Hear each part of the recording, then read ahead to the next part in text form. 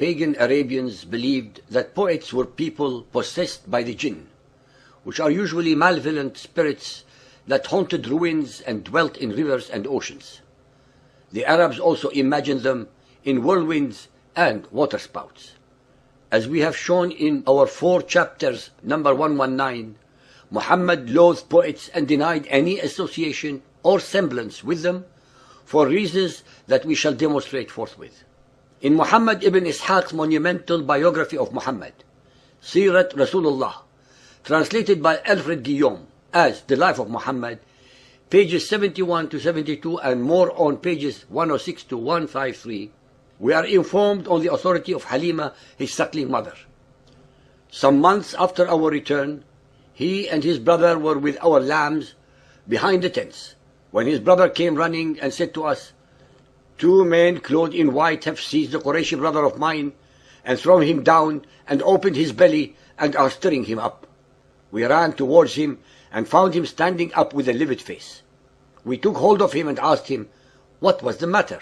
He said, "2 men with white raiment came and threw me down and opened up my belly and searched therein for I know not what." So we took him back to our tent. My husband said to me, "I'm afraid that this child has had a stroke, so take him back to his family before the result appears." So we picked him up and took him to his mother, who asked why we had brought him when I had been anxious for his welfare and desirous of keeping him with me. She asked me what happened and gave me no peace until I told her. When she asked if I feared a demon possessed him, I replied that I did. She answered that no demon had any power over her son, who had a great future before him. And then she told me how when she was pregnant with him, a light went out from her which illuminated the castles of Busra and Syria.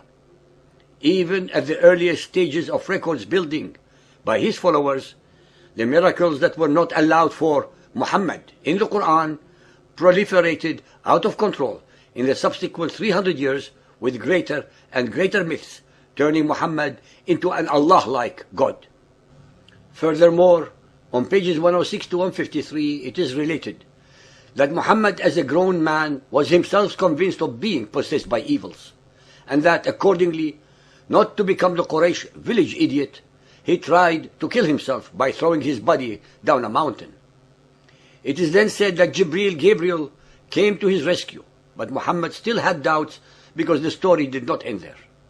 The vision repeated itself, leaving Muhammad in an inner struggle about his own sanity. It is reported that he stood confused in the middle of nowhere until Khadija's messenger, his wealthy wife, found him on the high ground above Mecca, undecided about his own sanity. It was without a shadow of a doubt Khadija who first supported and soothed Muhammad in the crucial phases when he himself entertained the deepest doubts about his own sanity. "Woe is me, poet or possessed?" asked her shaking husband. Khadija had to convince Muhammad by a test to verify if the entity appearing to him was indeed an angel or Satan. She asked him to meet her while the entity was appearing to him. When it came to be, she engaged into sexual preliminaries with Muhammad, asking at different stages if the entity was still there. It happened that in the process, the entity left when the arousing got warmer. Khadija then said to him, "O son of my uncle, rejoice and be of good heart. By Allah, he is an angel and not a Satan." Her deduction was that Satan would not have left a sexual scene, but an angel would, out of piety and chastity. Here we can clearly see that Muhammad's mission was never, ever confirmed by some godly signs with supernatural proofs, but merely by the strong will and intellect of his wife. There is absolutely no doubt, based entirely on the Muhammadan records themselves, that without the financial, spiritual, and intellectual support of his wife, Khadija, Muhammad would have been an unknown total failure. For as long as Khadija was alive, her influence upon Muhammad was paramount, hence the delusions of Muhammad were under control. As a hermit dwelling in a cave, under the illusion of receiving messages, nothing so far could make us believe that Muhammad was insane. In the language of psychiatry, his condition was stable, meaning he still could act like any normal person. Matters, though, worsened appreciably regarding both Muhammad's wealth and mental health, right after Khadija's death in 619 AD. On one more occasion only, that of the satanic verses, would Muhammad have doubts about his perceived divine mission. The abrogation of his blasphemous compromise by Allah was said to rectify the satanic revelation, showing without a doubt that Muhammad could not differentiate between Allah's and Satan's revelations. Clearly, as far as the Meccans were concerned, they thought that Muhammad suffered from some mental illness or ghost possession. They called him a dreamer, a fanciful poet, enchanted, like in the Quran 21.5, 36.69, 52.30. It was because they considered him mentally disturbed that they did not attempt to kill him, although he was insulting, denigrating, and humiliating their religion and traditions. To explain away his tribe's denial of him, with his usual dishonesty, Muhammad indulged in inserting in his Quran verses of contorted logic as he brings some non-existent alleged examples of biblical prophets likewise accused. Quran 51.52, 23.25, 26.26, and so on. As we have assiduously demonstrated in several of our chapters, Muhammad belongs more to the field of psychiatry than to the world of spirituality. The neuropathological foundations of his hallucinations are amazingly easy to identify. His acute megalomania comes from his desolate, shattered, and unloved childhood in an overcompensating phenomenon. A narcissist is a person who has not received enough love in his childhood, who is incapable of love, but instead craves attention, respect, and recognition. He sees his own worth in the way others view him. Without that recognition, he is a nobody. He becomes manipulative and a pathological liar. Narcissists are grandiose dreamers. They want to conquer the world and dominate everyone. Only in their megalomaniac reveries would they find their narcissistic supply. Their goals always have to do with domination, power, subjugation, and respect. They wither and die if they are neglected. Narcissists often seek alibis to impose their control over their unwary victims. For Hitler, it was the party and race. For Mussolini, it was fascism or the unity of the nation against others. And for Muhammad, it was his cult belief system against all others. These causes are just tools in the hands of their manipulators in their quest for absolute power. Instead of promoting themselves, the narcissists promote a cause, an ideology, or a belief system, while presenting themselves as the only authority and representative of these causes and the only saviors of their people. Muhammad could not have asked anyone to obey him, but he could easily demand his followers to obey Allah and his messenger.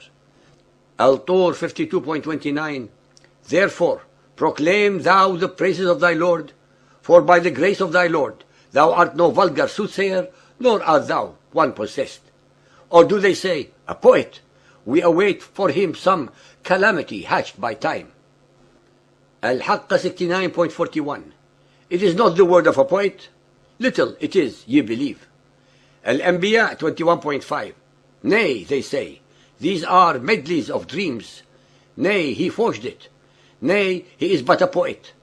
Let him then bring us a sign, like the ones that were sent to prophets of old. Al-Saffat 37.35, For they, when they were told that there is no God except Allah, would puff themselves up with pride, and say, What? Shall we give up our gods for the sake of a poet possessed? Al-Duhduha 93.3, The guardian Lord hath not forsaken thee, nor is he displeased. And verily, the hereafter will be better for thee than the present. And soon will thy guardian Lord give thee, thou shalt well be pleased. Did he not find thee an orphan, and give thee shelter and care? And he found thee wandering, and he gave thee guidance? And he found thee indeed, and made thee independent? These verses reflect Muhammad's state of mind when he thought that his revelations had stopped. When they started again, he put up these verses, reminiscing upon his orphaned and destitute childhood. Nonetheless, he added another one of his lies when asserting that Allah made him independent, when in fact he was totally dependent on his wife Khadija, financially, intellectually, and spiritually. Pagan Arabians believed that poets were people possessed by the jinn, which are usually malevolent spirits that haunted ruins and dwelt in rivers and oceans. The Arabs also imagined them in whirlwinds and waterspouts. As we have shown not what, so we took him back to our tent. My husband said to me, "I'm afraid that this child has had a stroke, so take him back to his family before the result appears." So we picked him up and took him to his mother, who asked why we had brought him when I had been anxious for his welfare and desirous of keeping him with me. Pages 71 to 72 and more on pages 106 to 153, we are informed on the authority of Halima, his suckling mother. Some months after our return, he and his brother were with our lambs behind the tents, when his brother came running and said to us, "Two men clothed in white have seized the Quraysh." In our 4 chapters, number 119, Muhammad loathed poets and denied any association or semblance with them for reasons that we shall demonstrate forthwith. In Muhammad ibn Ishaq's monumental biography of Muhammad, Sirat Rasulullah, translated by Alfred Guillaume as The Life of Muhammad, "A brother of mine, and thrown him down and opened his belly and are stirring him up. We ran towards him and found him standing up with a livid face. We took hold of him and asked him what was the matter.